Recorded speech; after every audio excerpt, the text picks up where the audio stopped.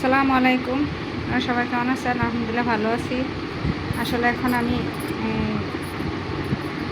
বেশি একটা আপলোড দিতে পারি না, আর ব্লগও করতে পারি না, একটু ব্যস্ততার কারণে আর অসুস্থতার কারণে।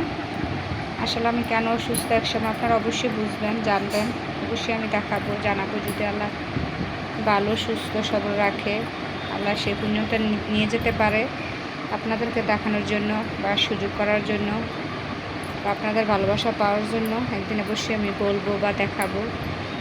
তো একটা ব্লগ নিয়ে আসলাম।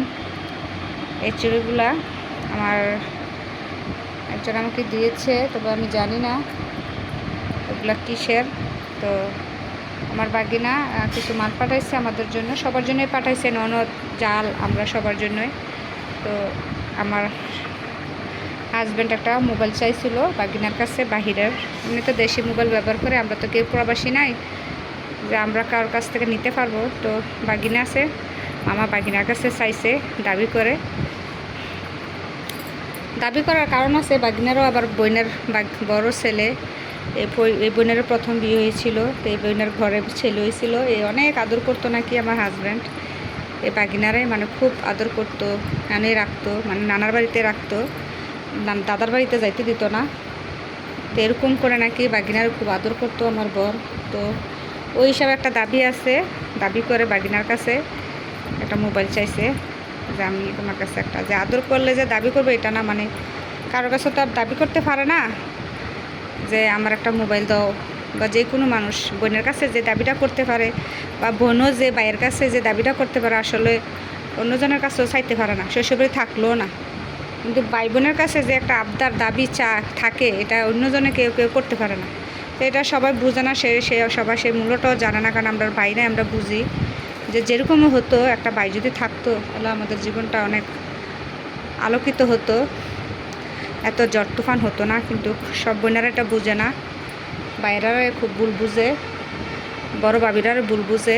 তো এই আর কি, ভাবিরাও ভুল বুঝে, সব দিক দিয়ে সবাই ভুল বুঝাবুঝি হয় পরে। তো বাগিনা আবার কথা রাখছে, আমার ননদ আবার বলছে বোনের কাছে, যে বোনের কাছে আমার বর বলছিল যে একটা মোবাইল দেওয়ার জন্য। তো বোনও আবার বলছে ঠিক আছে।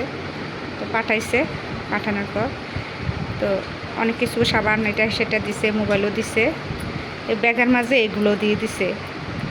তো আমাকে বলে নাই যে চুরি দিছি বা কিসের, সোনার নাকি ইমিটেশনের সেটাও জানি না, কিসের দিছে এটাও জানি না। তো আপনারা গাইস গ্যাস করে বলেন তো এটা কি হতে পারে, সোনা না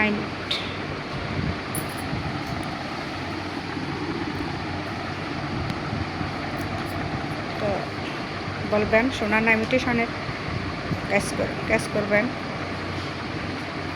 আমি তো দেখে অবাক, আমার হাজব্যান্ড বলে, আমি আবার বলছি এটি কিসের চুরি, এই চুরি আসলো কীভাবে, বা তুমি কিনছো নাকি, বা কি অনেক কথা বলছে যে না, মনে হয় আমার বোন দিয়ে দিছে ব্যাগের মাঝে, হ্যাঁ পরে না দেখে নাকি কি জানি না তোমারই দিছে। তো এই আর কি, বুঝছেন, আমিও জানি না। আমিও আমার বরকে অনেকবার প্রশ্ন করছি, উনিও বলে যে আমিও জানি না, এই প্যাকেটের ভিতরেই ছিল, মোবাইল প্যাকেটের ভিতরেই ছিল এগুলা, মোবাইলের সাথেই বা এই অন্য অন্য জিনিসের সাথে, কসমেটিকের সাথে ছিল এগুলা। তো আমার ননদও ফোন করে বলে নাই যে তোর দুইটা চুরি দিছে তুই পড়িস। তো এই আর কি। তা আমার আবার তুই করে বলে, আমি বড় বাপি হলো, কারণ বয়সে আমার অনেক বড়। তো যখন আমি বিয়ে বসে আসি তখনই বলছে যে আমি তোরে আপনি বলতে পারতাম না, তুই বলমু, কারণ বয়সে আমি অনেক ছোট ছিলাম, আর ওনার ছোটো বোনেরও অনেক ছোট আমি। তো এই আর কি। আর আমাদের দুঃসম্পর্ক আমাদের মানে আত্মীয়র ভিতরে হয়েছে, সে কারণে আর কি আরও মানে বলে আর কি।